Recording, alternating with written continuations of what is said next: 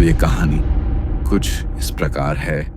मैं प्रणव हूं, 26 साल का, और मेरे दादा श्रीधर सिंह एक प्रसिद्ध इतिहासकार थे।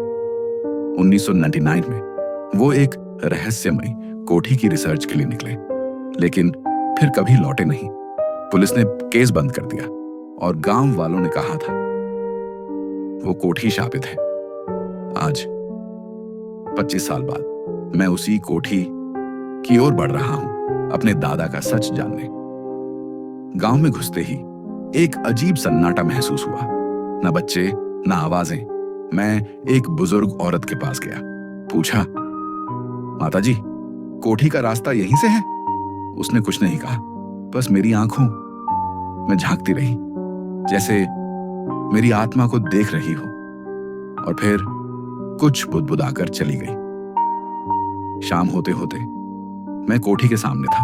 एक टूटी हुई दीवार, उखड़ी ईंटें और बीच में एक विशाल काला दरवाजा।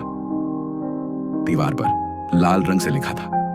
जो भीतर गया वो खुद को बाहर नहीं पाता। मैंने दरवाजे को धक्का दिया, हिला तक नहीं, और फिर कहा, दादाजी। तभी दरवाजा खुद चर्रर करके खुल गया।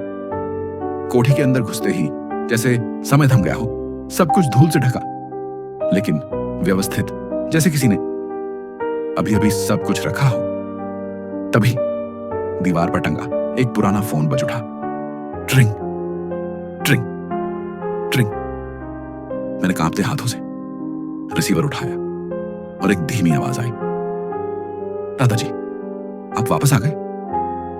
ऊपर की मंजिल पर दादाजी का कमरा था, वैसा ही जैसा था, बस अब और सन्नाटा। मेज पर रखी थी एक पुरानी फटी हुई डायरी, पहला पन्ना। अगर तुम ये पढ़ रहे हो तो मैं मर चुका हूं। ये कोठी जिंदा है और भूखी भी। जो अंदर आता है उसकी परछाई यहीं रह जाती है। अचानक फर्श के नीचे से किसी के चिल्लाने की आवाज आई, प्रणव, मत जा, मत जा।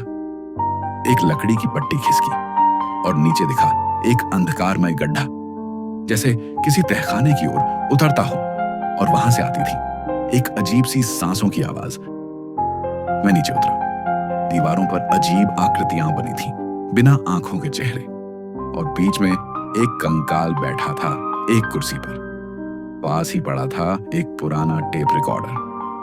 प्ले किया और दादाजी की आवाज सुनाई दी, अगर ये सुन रहे हो वापस चले जाओ, ये कोठी तुझे खा जाएगी। तभी पीछे दरवाजा खुद बंद हो गया और मेरे सामने एक परछाई खड़ी थी, लेकिन वहां कोई नहीं था। वो परछाई हिल नहीं रही थी, और फिर उसके बीचों बीच बना एक चेहरा, जला हुआ लेकिन मुस्कुरा था। दीवार पर लहू से लिखा था, अद्वैता। दादा की डायरी में आखिरी शब्द था यही। वो आत्मा नहीं है, एक विचार है, भूखा विचार। हर दरवाजा उसी कमरे में लौटता, वही कंकाल, वही गंध, वही डर। रिकॉर्डर खुद चला। बाहर निकलने के लिए किसी को पीछे छोड़ना होगा। तभी फोन बजा। मां की कॉल। स्क्रीन पर लिखा था, आउटसाइड डजंट एग्जिस्ट। मैंने आखिरी कोशिश की, डायरी फाड़ी, कमरे में आग लगाई, परछाई चीखी और लपटों में गायब हो गई। बाहर का दरवाजा खुल गया। मैं बाहर निकला, भागते हुए, लेकिन जब मुड़कर देखा, कोठी अब भी वैसी ही खड़ी थी और मेरी परछाई हिल नहीं रही थी। वो मुझे घूर रही थी और मुस्कुरा रही थी। कोठी से सिर्फ शरीर निकलता है, आत्मा तो यहीं रह जाती है।